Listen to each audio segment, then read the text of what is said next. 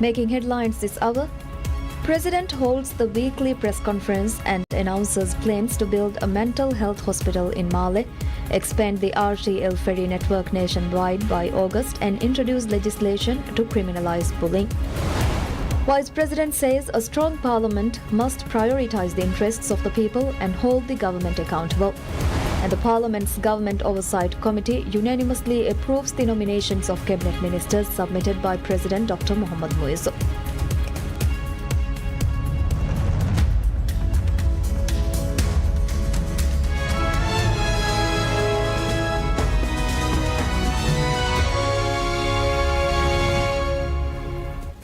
Bismillahirrahmanirrahim. Assalamu alaikum. Hello and welcome to PSN News in English with me, Mariam Shawshat. President Dr. Mohammad Muizzu announces the government will fund the construction of a dedicated mental health hospital in Male from the state budget. Speaking at a press conference, the president said the decision was taken in response to the growing number of people requiring mental health support and the need to provide timely services. Earlier, the government has announced plans to develop a mental health facility in Gang in Lamu Atoll. President Muizzu revealed in addition to this hospital under development, another dedicated hospital will be developed in Male from the state budget. The president explained that an earlier plan to develop a mental health facility in Gang, Lamu Atoll with foreign loan assistance had faced delays due to lengthy procedures. As a result, the government has opted to prioritize a hospital in Male using domestic funding. The president clarified that the new hospital in Male will not replace the proposed facility in Gang, Lamu Atoll. The Gang project remains under consideration pending the required financing. He added that land has already been secured in Male for the new hospital, with plans based on a similar scale to the Gang project, which was designed for a 14,000 square foot site at an estimated cost of $18 million. The president also highlighted recent progress in mental health services through the National Health Insurance Scheme, ASANDA. He said that between 1st July and 23rd April, a total of 10,954 individuals received psychiatric consultations and psychological therapy under the program.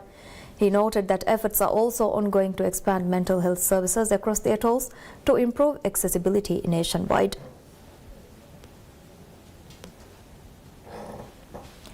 President Dr. Mohammad Muizzu announces the government begins drafting legislation to formally criminalize bullying. Speaking at a press conference at the President's office, the President said work is underway to introduce a dedicated anti-bullying act that will establish bullying as a specific legal offence. He noted that bullying remains a significant issue in the Maldives, reflecting challenges seen in many countries. The President said the proposed law will build on existing provisions introduced through amendments to the Penal Code in 2024, which addressed cyberbullying and online harassment by creating a more comprehensive legal framework. He added that the legislation will include both preventive and punitive measures aimed at strengthening action against offenders while reducing incidents. According to the President, the Attorney General's office is leading the drafting process in consultation with technical experts. The bill is expected to be submitted to the Parliament once consultations are completed. He said the proposed legislation will clearly define acts of bullying and specify where the law will apply, including in schools, educational institutions and workplaces. The initiative forms part of broader efforts to strengthen legal protections and address rising concerns over bullying in different sectors of society.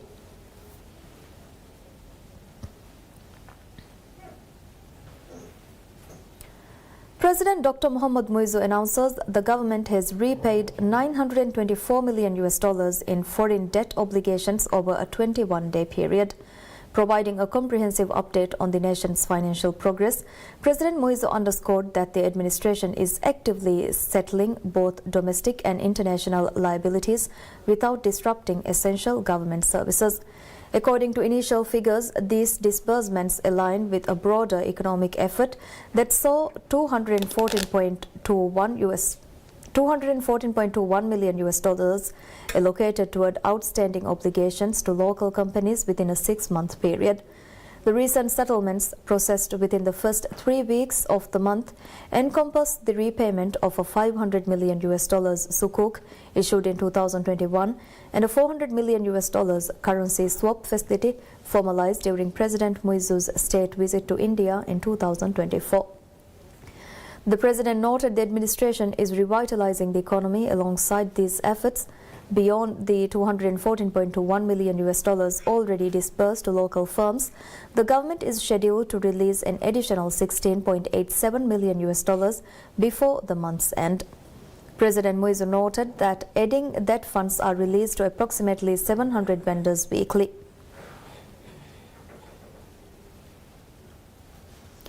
President Dr. Mohammad Muizu states the Rajya Transport Link RTL ferry service is expected to be expanded nationwide by the end of August. Speaking at the weekly press conference, the President said the government is continuing the rollout of the service according to its planned schedule, describing RTL as a key priority for improving national connectivity. The RTL network, which was launched in 2022, is currently operational in 15 atolls, connecting 145 islands. The most recent expansion saw services introduced in Lamu Atoll last month. The President noted that only a few atolls remain without coverage, including Nemo Atoll and Zone 3, which comprises Kafu Alif Atoll, Alif Dalu and Vavu Atoll. He acknowledged that delays in payments to contractors had affected the pace of implementation. The government has said the national rollout of RTL is aimed at strengthening inter-island transport, improving accessibility and supporting economic activity across the Maldives.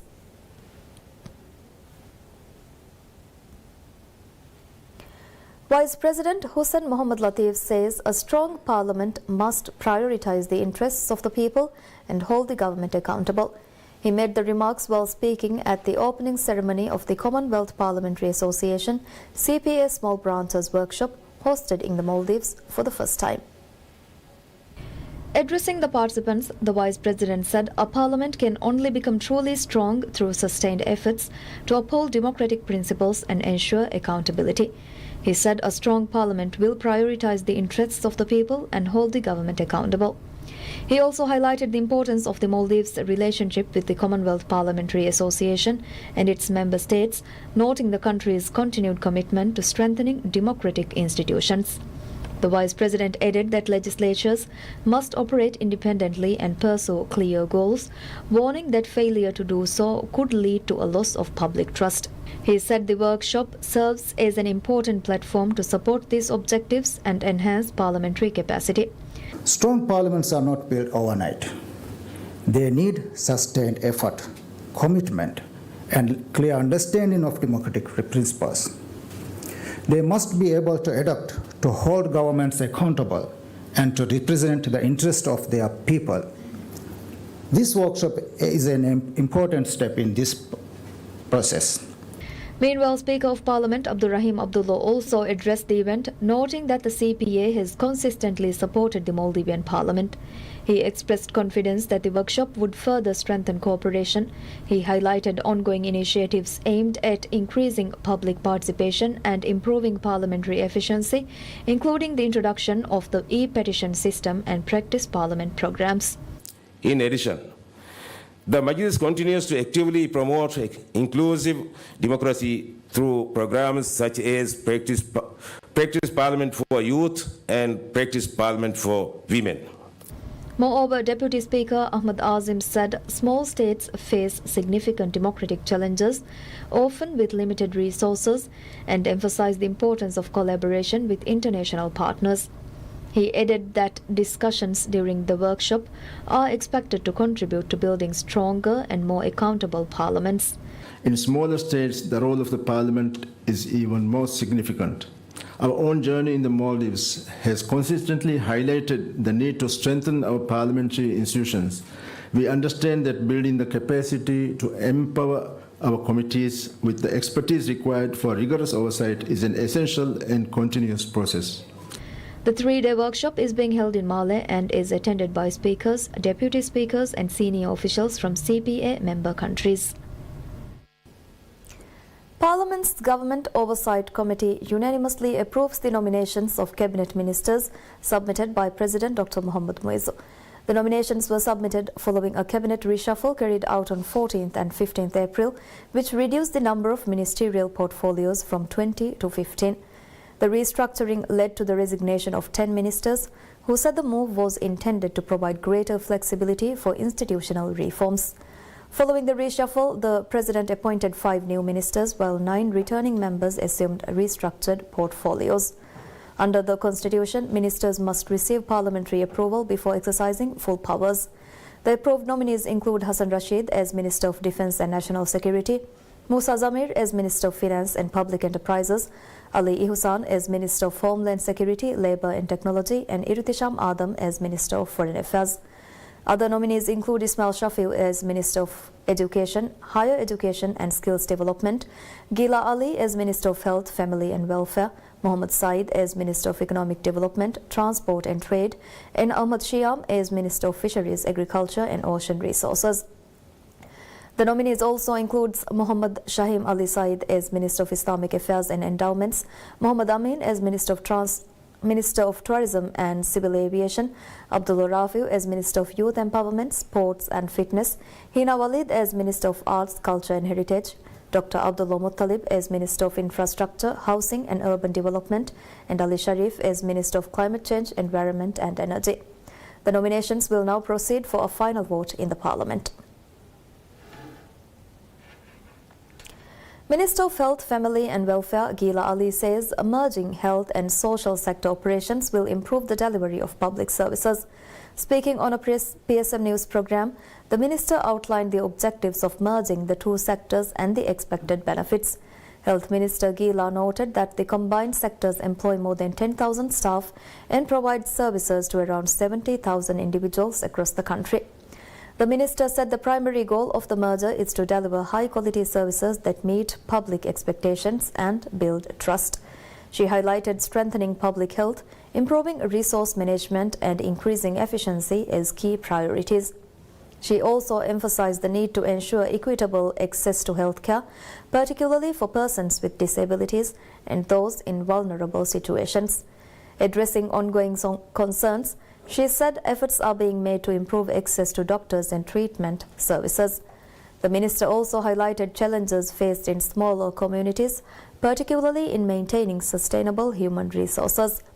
Noting that maintaining resident specialist doctors in small populations is a significant challenge, the minister said such services require both the necessary infrastructure and specialized personnel to be in place. Consequently, she highlighted that the government is undertaking extensive efforts across various regions of the Maldives in both the social and health sectors. These include the development of new hospitals and health centers, as well as the introduction of new services across different regions. To address access gaps, she also highlighted the role of outreach programs where specialist doctors visit islands periodically, noting that deploying permanent specialists to every island is not feasible. The government is also working to strengthen infrastructure across the sectors, including developing new hospitals and health centers, expanding services in regional hubs, and establishing social centers for senior citizens. One of the 3 residential towers planned under the 300-unit housing project in Vilimale is decided to relocate to a different site to avoid cutting down large trees. The project to develop 300 housing units financed by the Bank of Maldives BML had its foundation laid last month. Minister of Infrastructure, Housing and Urban Development, Dr. Abdullah Muttalib said the decision was taken to protect existing trees at the originally designated site. He noted that while the government had aimed to proceed without removing significant vegetation, construction of one tower would have required the removal of large trees and trimming of major branches. He said the relocation reflects efforts to balance development with environmental considerations. The minister also highlighted ongoing housing challenges, noting that many families in Malé face difficulties due to limited space and a lack of parks. He added that land scarcity remains one of the biggest constraints in addressing housing shortages. The contract for the construction of the 300-unit 300 housing units has been awarded to Rashid Carpentry and Construction Private Limited. The project will comprise 3 17-story towers. The government has described the project as important for meeting housing demand in Vilimale, particularly given the island's growing population. The development forms part of a broader housing initiative under the Inclusive National Affordable Housing Scheme implemented through a subsidiary of BML. Under the program, a total of 3,260 housing units are planned nationwide. In addition to the Vilimale project, further housing developments are scheduled in other areas, including phases in Hurumale.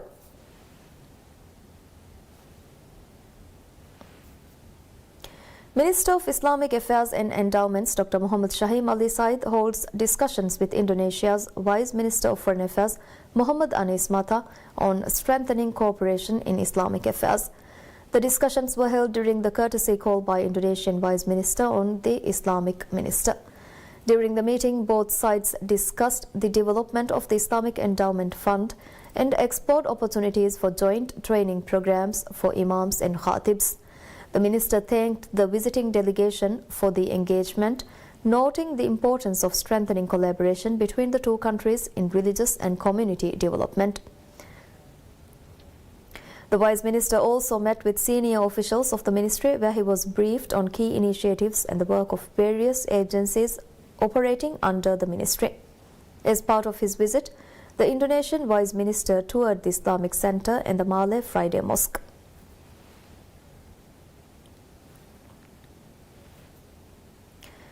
Ministry of Fisheries, Agriculture and Ocean Resources announces plans to deploy 2 additional fish aggregating devices (FADs) next week to support sports fishing. The move comes in response to growing demand for Vadu Kandufati, a type of FAD designed for sports and reef fishing, which has gained popularity among youth groups. The Maldives currently uses 2 types of FADs. While Vadu Kandufati is primarily used for sports fishing, Doshi Kandufati is used in pole and line fishing, targeting tuna and other deep-sea species. The ministry noted that the sports fishing FAD is the more widely used option. Officials said island councils and youth groups have been actively requesting the installation of such FADs, with the ministry working to expand deployment under established guidelines to maximize benefits. So far this year, 15 FADs have been deployed nationwide. In addition to the 2 Vadu Kandufati units, 3 more devices are scheduled to be installed next week. Tickets are officially handed over to the top 16 contestants of the 7th season of the Best Radio Presenter BRP competition organized by the national radio broadcaster Divihiraj Jegadu. The competition, designed as a reality program, is open to young people interested in radio presenting and aims to develop new talent in the media sector. Speaking at the event, PSM's Managing Director Ahmad Shakib described the competition as a valuable opportunity for aspiring media professionals. The competition is set to begin broadcasting from 1st May on both television and radio platforms. Performance shows will air every Saturday at 2 p.m, while elimination rounds will be broadcast on Fridays at the same time. Participants will be assessed across 7 radio formats, including reports, news, storytelling, interviews, field interviews, phone-in segments and drama. The judging panel comprises radio presenters Hassan Halim, Nuzhat Shamim and Ahmad Tolal, while the program will be hosted by presenter Mizna Ahmad. The Best Radio Presenter competition was first launched in 2016, with all 6 previous winners being women.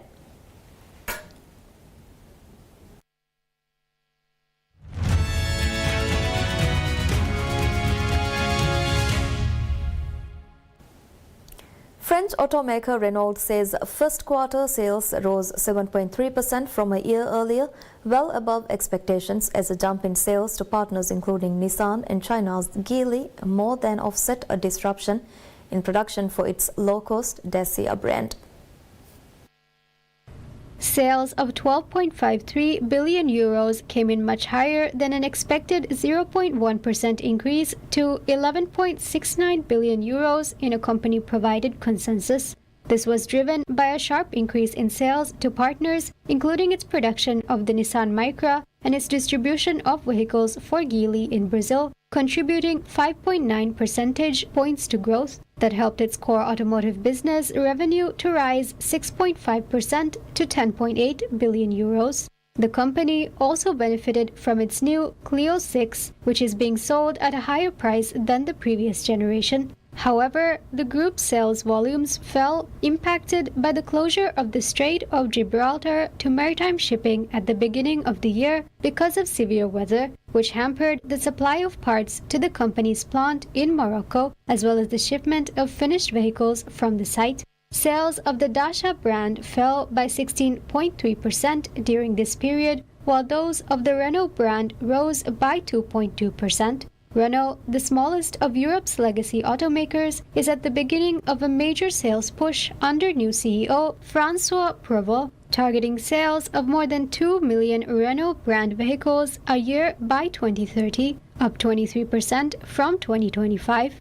It is seeking to sell half of those outside Europe, including in India, where it is refreshing marketing efforts. While the company is in better financial health than it was several years ago, competition is heating up, particularly from low-cost Chinese firms rolling out new models in its core European markets. Renault said earlier this month it would cut up to 20% of its engineering staff over the next 2 years as it seeks to streamline operations and match lower Chinese development costs. Renault also said it would undertake additional measures to mitigate the impact of the US-Israeli war on Iran on raw materials, energy, and logistics costs, though it did not provide further details. The group confirmed 2026 targets, including an operating margin of around 5.5%, down from 6.3% in 2025, and automotive free cash flow of about 1 billion euros, compared with 1.47 billion euros a year earlier.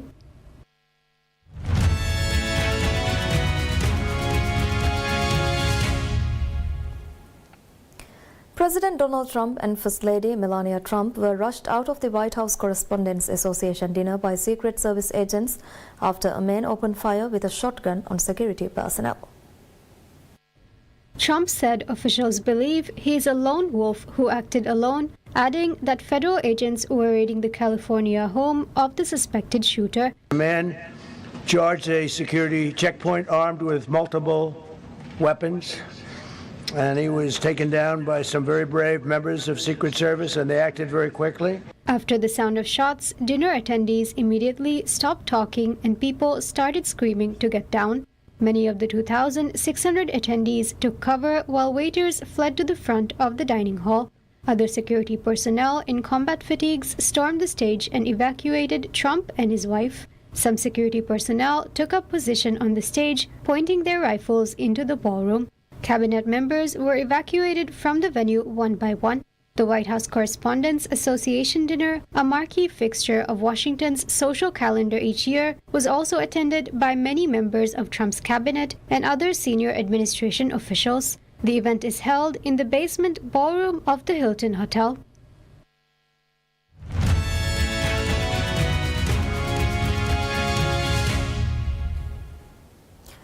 German Bertie Rehm scores his third goal of the season in later stages, and Lionel Messi's Inter Miami salvaged a 1-1 draw against the visiting New England Revolution. Messi failed to score in consecutive games for the first time this season, and the Herons tied their third straight match at Nou Stadium since opening their new permanent facility earlier this month. Miami, 5-1-4, 19 points, also dropped its first points in 3 games under interim manager Guillermo Hoyos, but still extended its unbeaten run to 11 matches in all competitions, having lost only its season opener at Los Angeles FC 3-0 on February 21st. Carles Gil scored his second goal of the season earlier in the second half for New England, 5-3-1, 16 points, which had a 4-match win streak snapped. Matt Turner made 9 saves for the Revolution as he continues to make his case for inclusion on the U.S. World Cup squad. Berterame began life in Miami slowly after his off-season move from Mexico's CF Monterrey for a reported $15 million transfer fee. but now has a goal or assist in 5 consecutive matches after pulling Miami level in the 76th minute. On the equalizer, Rodrigo de Paul's pass found substitute Luis Suarez near the right corner of the 6-yard box, and Suarez forced Turner into a sprawling save with his first-time effort. Berterame was there for a simple rebound finish into an open net. Tadeo Allende thought he'd given Miami the lead in the 52nd minute when he ran into De Paul's pass and finished past Matt Turner, but Allende was ruled offside on the play, and while replays suggested he may have been even with the last defender when De Paul played the ball, the sequence was not reviewed. Hill gave New England the lead 4 minutes later following a long throw-in from the right. Doa Turgeman used his body to shield defender Maxi Falcon and take the throw-in down with his chest. He then left it for Hill, who made a slicing run into the area to break through Miami's defense and then lofted a clever chip over lunging goalkeeper Dane St. Clair. And that's all we have for you right now. Thank you for watching. Stay tuned for more news updates. Have a good day. Goodbye.